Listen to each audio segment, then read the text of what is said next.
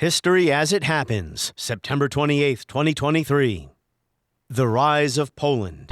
One of Ukraine's staunchest allies, Poland, has announced that it will no longer supply weapons to the country. Poland and 4 other neighboring countries issued a ban on Ukrainian grain imports after farmers... Let's go to Poland now, where thousands of people have been taking part in an anti-government rally. The OECD estimates that the median Polish household will actually be wealthier than their UK counterparts before the end of this decade. If Europe's center of gravity is moving east, Poland envisions itself as a military and economic power, facing Russian aggression on one side, while sometimes angering Brussels on the other. Once destroyed and dominated by its neighbors, Poland now harbors ambitions of being a European leader. That's next as we report history as it happens, a podcast from the Washington Times. I'm Martin DeCaro.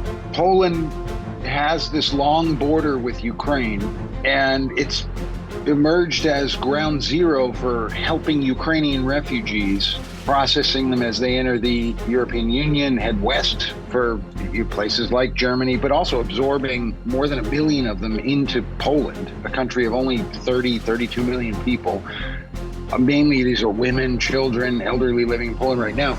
But on a strategic level, Poland has been the leading NATO partner, hosting major training operations for Ukrainian troops, but also hosting the biggest logistics operation for the flow of U.S. and other NATO weaponry. It was about 30 years ago, not a long time really, when Poland experienced a remarkable, bloodless revolution. Promises to be the almost certain selection by Polish President Jaruzelski of a non-communist member of the Solidarity Trade Union as the next prime minister. Becoming the first Soviet satellite state to free itself from Moscow. As historian Ian Kershaw writes in The Global Age, which is volume 2 of his overview of 20th century Europe, the foundations of the communist state were systematically dismantled in 1989. Poland became simply a republic, no longer a people's republic. Police and army were depoliticized. The constitution eliminated the leading role of the Communist Party, and the party dissolved itself. The minister's main problem will be dealing with Poland's economic mess. Massive food shortages, rising prices. There is no guarantee Solidarity would manage any better than the communists have. Suddenly a pluralist democracy, Poland underwent economic shock therapy. As Kershaw writes, the swift consequence of extensive deregulation and currency devaluation was soaring inflation. By the time of Lech Walesa's election as president, the rate of inflation had reached nearly 250%. There was nothing to buy in the shops. Production had fallen drastically, and there was a sharp rise in unemployment. Average real incomes dropped by a third.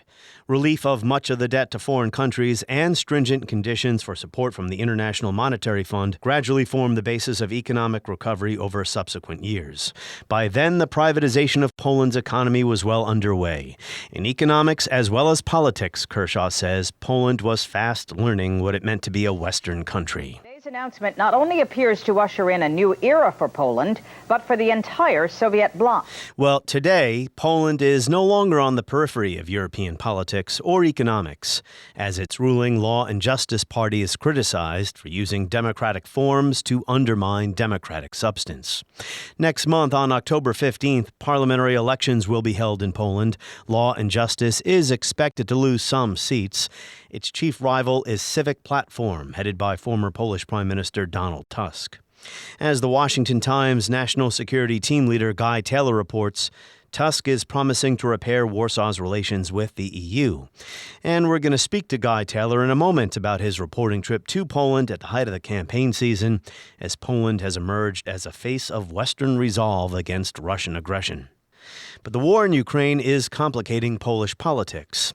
You see, at the start of the war, Russia blocked Ukrainian grain shipments destined for global markets from traveling the Black Sea and the Sea of Azov.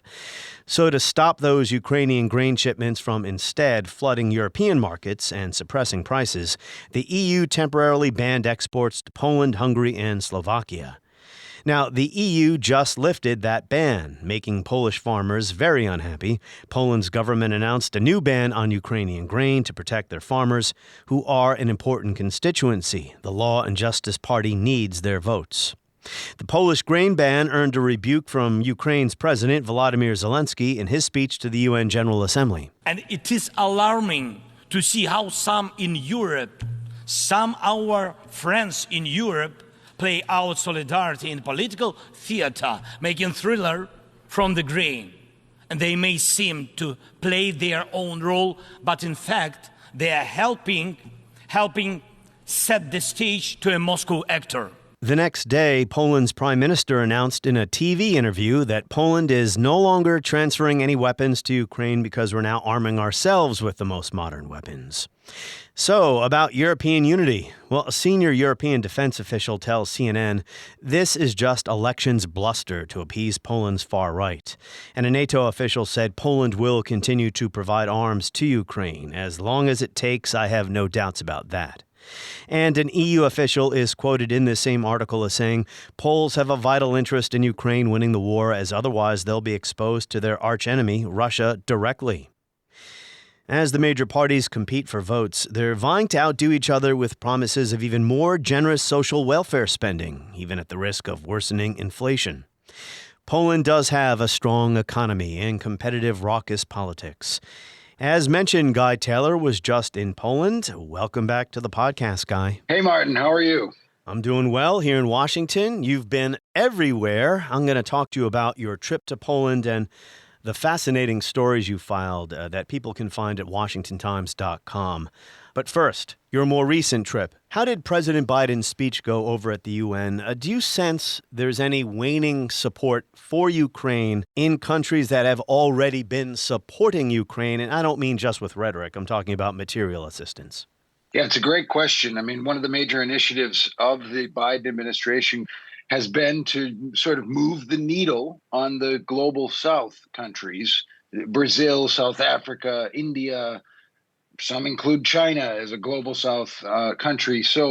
And move the needle to get them a little bit more aligned with the U.S. and Europe on supporting Ukraine against the Russian invasion. And it's a challenge because these countries, most of them just see the Ukraine war as a European conflict and not a big conflict of good versus evil, the way that the administration has framed it and the way that Ukrainian leader Volodymyr Zelensky framed it in his own address to the UN last week. So you had Biden give this speech where a pretty big part of his speech was about we need to stand behind Ukraine and portraying Vladimir Putin and Russia as evil. And I don't know that it moved the needle at all. Like every nation in the world, the United States wants this war to end. No nation wants this war to end more than Ukraine. And we strongly support Ukraine in its efforts to bring about a diplomatic resolution that delivers just and lasting peace. But Russia alone bears responsibility for this war.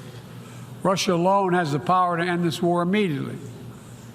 And it's Russia alone that stands in the way of peace, because Russia's price for peace is Ukraine's capitulation, Ukraine's territory, and Ukraine's children.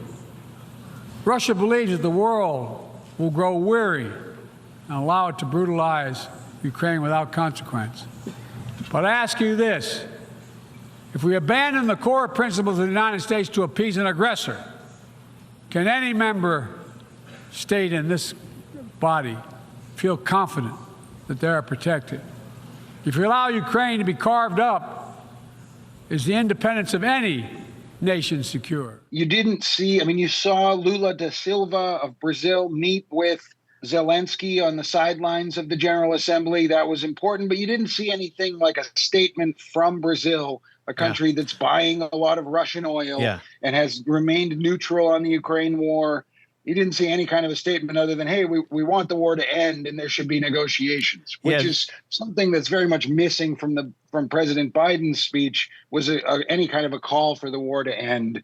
The goal is we're going to defeat Russia. That's what the administration talks about. And I think that kind of fell on deaf ears there. However, there are a lot of leaders who come to the UN General Assembly. And if you were to listen to the dozens and dozens of speeches from African leaders and others, there were many who said things condemning Russia's invasion. We definitely heard full-throated, angry speeches from the leaders of NATO's so-called eastern flank in the Baltics, for instance, the Lithuanians, the Latvians, the Estonians. I also think, though, it's important to point out that President Zelensky's speech was fiery. Oh, yeah, well, he wants more. I can't blame him, right? But in a way that I'm not sure that it worked. I think his presentation was almost overly emotional. And the goal of the present war against Ukraine is to turn our land, our people, our lives, our resources into a weapon against you, against the international rules-based order. Many seats in the General Assembly Hall may become empty if Russia succeeds with its treachery and aggression. I don't know how much that resonates with countries that aren't in Europe, that just want the war to end, that are worried about food prices, they're worried about energy prices. So you went to Poland, and as mentioned, your stories can be found at WashingtonTimes.com. Poland's recent history, we'll just say 20th century, was one of cataclysmic tragedy, right? A land dominated by aggressive neighbors. My point is, in the immediate post-89 period, Polish political culture and economic policy was concerned with putting this communist period in the past, rehabilitating the victims of communism, or elevating those who are formerly cast out. And I'll get to my question in a moment. I just want to share with you something from the journalist Jacob Mikanowski's book, Goodbye Eastern Europe. I actually just reviewed this book for the Washington Times. He says here, in Poland, nation building, post-89, has focused on elevating those who are formerly cast out, as I mentioned. For centuries, Poland's national memory was structured around moments of defeat and suffering. The chief 20th century contributions to this canon of national sacrifice are the massacre of over 20,000 Polish army officers by the Soviet secret police at Katyn in 1940 and the failed Warsaw Uprising of 1944. But in recent years, the ruling Law and Justice Party, which is the right-wing government in Poland right now, has added a third pillar of national commemoration, the accursed soldiers. These anti-Nazi partisans didn't put down arms at the end of the war, but instead kept fighting against communism. The accursed soldiers have also become a favorite of historical reenactors who organize marches and races across the countryside in full partisan costume. In your travels around Poland, did you sense these new aspects of Polish political identity? New Polish nationalism, if you will, because the gist of your articles is Poland sees itself as a force now in Eastern Europe, politically, economically, when it comes to security. Yeah, I mean, it's a really interesting nuance in the book. I think it's definitely at play in the upcoming Polish election, and it's been at play in Polish politics since really 2014, 2015, when the current government of the Law and Justice Party came to power in Warsaw on a very populist, nationalist push. This was before the Ukraine war. It was aligned with the sort of arrival of the Trump era in the United States and the sort of populist, nationalist fervor to really run on pride and rally people that felt like they were not being served or not being respected by the powers that be in Western Europe. Germany specifically, which, by the way, has a long border right to the west of Poland and a long history of I've heard they've had political acrimony. Let's just remember that it was German Nazis who invaded Poland and occupied the country and set up concentration camps that resulted in the death of well over 1 million people. Yeah, and then same year, 1939, the Soviet Union invaded inside on the other Poland. side. Yeah, so that's right. So Poland has been squeezed, and Poland's government has really been scrambling like no other NATO country right now to sort of rally the eastern flank of the alliance. Estonia, Lithuania, Latvia. Poland has responded to the war by dramatically ramping up its own military spending under this Law and Justice nationalist government, setting a goal openly of doubling the size of the Polish military to more than 300,000 troops, hosting troops from the United States, several other NATO countries, committing to spend 4% of GDP on defense. That's per capita more than the U.S. and it's a lot more than the 2% benchmark suggested for NATO members. Germany, for instance, a much more economically powerful and geopolitically influential nation, still doesn't even spend 2%. That rankles Poland, doesn't it? Yeah, both sides of the political divide in Warsaw. And all of this carries implications for Poland and Polish politics, because remember, Poland was a kind of backwater, a forgotten outpost in Central Europe during the Cold War. Even in the post-Cold War era, it's been dwarfed geopolitically by Germany and the German economic miracle and the rise of German power in the EU. Poland is determined at the moment to emerge as a kind of regional security power. You see this in Polish politics, both on the right and the left.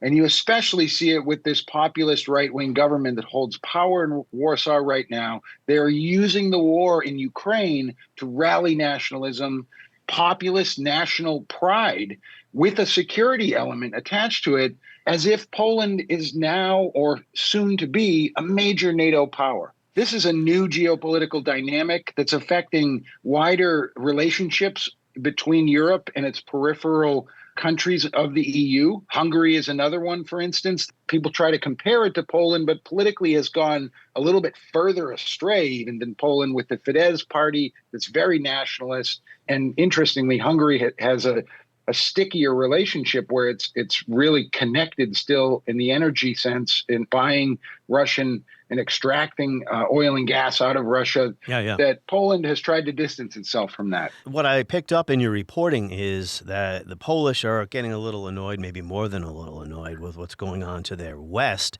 They point to Germany, Angela Merkel, saying, hey, you try to make nice with Vladimir Putin or welcome Russia into the community of nations through economics, the pipeline, natural gas. That didn't work. And look at what we're doing now to defend Ukraine, but not just Ukraine, because, my admittedly limited review of Russian history post-1991, I don't see much about Russian revanchism in Poland. I mean, there was a war in 1920, and of course, the Soviet Union dominated the country until 1989. But what's important is, in your reporting, you found people who were very much concerned with Russian aggression again today. Absolutely. Let's remember that Poland has this long border with Ukraine, and it's emerged as ground zero for helping Ukrainian refugees, processing them as they enter the European Union, head west for places like Germany, but also absorbing more than 1 million of them into Poland, a country of only 32 million people. Mainly these are women, children, elderly living in Poland right now. But on a strategic level, Poland has been the leading NATO partner, hosting major training operations for Ukrainian troops, but also hosting the biggest logistics operation for the flow of U.S. and other NATO weaponry, tanks, missile systems, rockets, drones into Ukraine. And the vast majority of it flows via cargo flights into Rzeszów in southeastern Poland, where there's an airport that's surrounded by U.S. Patriot missiles. There are American troops around. There are Polish troops around. Gets loaded onto trucks and trains and moved into Ukraine. That's something being watched very closely by Russian special forces. There's not just Polish intelligence pointing to that. There's American intelligence pointing to that. There are Russian cyber operations against the logistics push of aid into Ukraine. And then you've got the Polish government arresting a Russian spy ring in recent months, sort of targeting infrastructure in Poland. Yeah, I mean, from a Russian point of view, that's part of the war right there, right? Absolutely. And remember that Poland also borders Belarus, which is where the Lukashenko government is really in line with Vladimir Putin. And there's this long border where there are tensions. Polish intelligence has cited former Wagner Group units on the Belarusian side. There's all kinds of concern about border incursions, and there have in recent years. Right before the Ukraine war, there was a massive border flare-up between Poland and Belarus. Let's get to right now, though, in the Polish election, and the fact that a lot of this is being politicized in the campaign. So it's, the Law and Justice Party is playing up the prospect that Russia is bad, Germany is bad, we're nationalists, and we have to stand on our own. And it's very interesting when you're on the ground near the Poland-Ukraine border, a place like Rzeszów, because there's a central traffic circle, and this is common around Polish cities. There's a massive statue in the middle of the circle commemorating the Red Army, for instance, the Soviet Red Army, because remember, it was a Soviet puppet government, communist government in Poland for almost 50 years prior to the fall of the Soviet Union. So Poland has this complicated history. On one hand, that communist government had set up these monuments to commemorate Soviet power. Now Poland is this vessel country that is channeling aid into an army that is now fighting the successor of that Soviet Red Army and fighting the Russian forces that are occupying Ukraine and eastern Ukraine. So it's complicated. So, Guy, let's talk about the election now. As you state in your reporting here, the Law and Justice Party has held power since 2015. So they're trying to extend that, and they're going up against a Civic Platform Party. Yeah. But both of these parties are behind the war effort. They're at odds over other issues, namely the EU, whether Poland should be more, to the left, pro-EU. The EU doesn't like what they would refer to as anti-democratic reforms inside Poland. So what's the election turning on, and why does that matter? Some of that. You can't look at Polish politics and not take into consideration the friction between the European Union's sort of central group in Brussels and the European Parliament and the Polish government. The Law and Justice Party is almost at war with the politically at war with the liberal establishment in Western Europe. Liberal elites in the EU consider it to be dangerously right-wing, very conservative. The Law and Justice government pushed through aggressive judicial reforms in 2019, arguing that they were needed. That Civic Platform was stacking the Supreme Court with its own judges, and that judges should have to declare their political allegiances. The left in Western Europe is very wary of right-wing movements out in new democracies like Poland, Hungary, etc. So there's this ongoing fight. Yeah, because I'm sorry, Kai, but when you join the EU, you have to follow these rules. Well, I'll get into that. So there's this ongoing fight between Warsaw and the EU, where the EU's sort of highest court, let's call it that, has ruled that the Law and Justice constitutional reforms violate EU democracy and transparency and checks and balances standards. And the EU is actually withholding more than 100 million. It's a lot of money in aid to Poland right now. And that's all very much at the center of the parliamentary election campaign. The Law and Justice government is being challenged by candidates from this Civic Platform that's really the liberal establishment party, headed by former Prime Minister Donald Tusk, who actually, after he left government in Poland in 2015, he went and headed the European Commission. So he's essentially an EU official who promises to repair Poland's relationship with the EU immediately if he's elected back into power. His big claim is to keep Poland on the path to democracy in line with the powers that be in Brussels. But that's led to a lot of mudslinging where he's, the Civic Platform is portraying Law and Justice as a bunch of crazies who are just out of control. They're authoritarian. They're trying to take over the government. They're xenophobic. They're anti-gay. They're anti-women, all of the things that come with the conservative liberal sort of fight in contemporary democracies around the world. But the Law and Justice candidates, they're also over the line with their rhetoric. They accuse Tusk and others in the Civic Platform of acting like agents of Brussels, trying to undercut Polish nationalism at this very sensitive moment. But they even smear Donald Tusk as a Nazi, as some of the candidates have. This is obviously inaccurate and over the top. But it's thrown out there to stir up Polish anger and populist anger. But despite the strong economic ties that Poland has with Germany, remember, Germany is a major the top foreign investor in the Polish economy. For generations, there's this anger over the Nazi occupation of Poland during World War II. And you see it coming out in this democratic election right now. And it's part of the mudslinging where Law and Justice is saying we're no longer ever going to be beholden to Germany, the Soviets, whereas Civic Platform, Donald Tusk is saying, like, Poland is a Central European country. We've got to get along with both sides. That's what's at stake in the election. If Donald Tusk comes into the government, I think that Poland will continue to back Ukraine. There have been fights over agricultural issues, but we saw that play out in the United Nations. But I think that neither side of the Polish political divide are about to suddenly align with Russia. So, Guy, in your travels in Poland, you went to an airport, used to be a tiny airport no one heard of, had very little traffic on a daily basis. Rzeszów, yes. Janka Airport.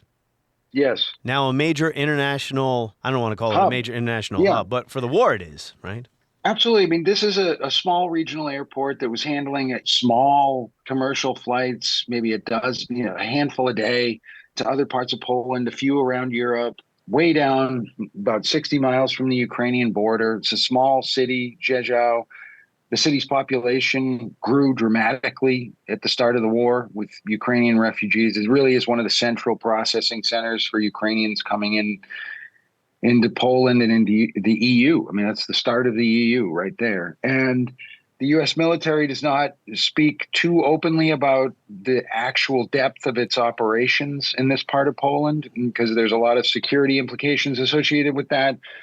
But the U.S. military, I think, was very happy with the airstrip at Janka Airport because of the fact that it's long enough to handle several wide-body cargo planes. You said they've had 3,500 of those planes have landed and taken off since February 22 at an airport that only used to get a dozen flights a day. I mean, that's crazy. Yeah, and then you think about the logistics of that for Poland, where one of those planes, one massive military cargo plane requires more fuel than would have been used in an entire week by the airport to fuel up a small number of commercial planes before the war. So now you've got more than a dozen of those massive cargo planes, C-17 size or bigger, landing at Rzeszów. Where are they getting all of this fuel? I mean, this has been a huge logistical hurdle that the Poles have had to solve and have solved it.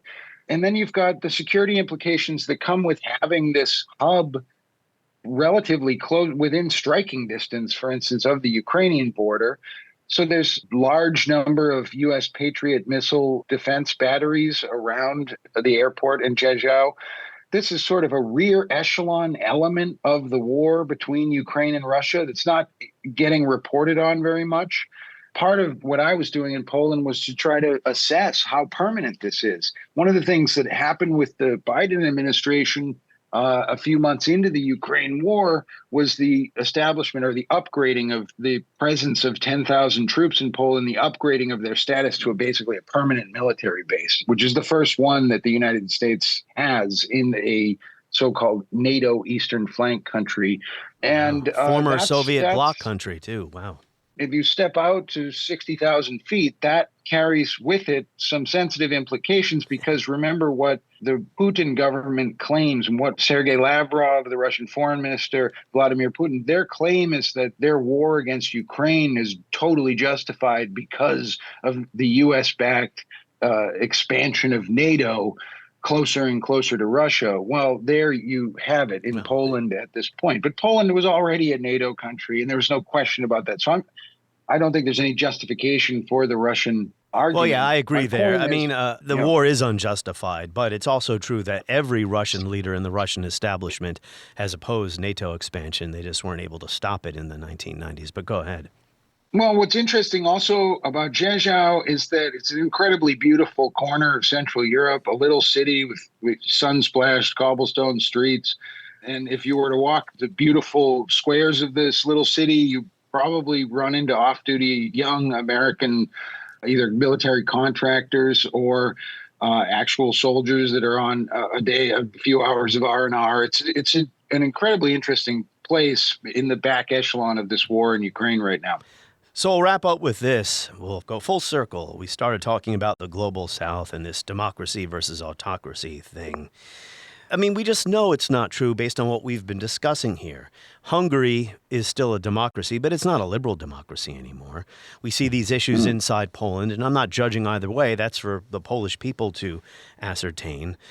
But we have allies that aren't, necessarily very democratic in some parts of the world. Look at Israel right now. Some people say Israel is not a liberal democracy anymore. Still a democracy, but not a liberal one. The Biden administration's moves toward Saudi Arabia with its wretched record in the war in Yemen, etc. I guess what I'm trying to say here is international relations have always been complicated. I just wish they would drop the idealist framing. I think, Martin, what you're getting at is a little bit difficult to talk about because it also has to do with the intersection, the sensitive intersection between faith, religion, and politics. What we forgot to get into in our discussion here is the fact that Poland is a very Catholic country. Yeah, it's a culturally conservative place. And it's a Catholic country where Pope John Paul came from, who was a great Catholic cold warrior to end communism. What you see is that the EU is aggressively secular.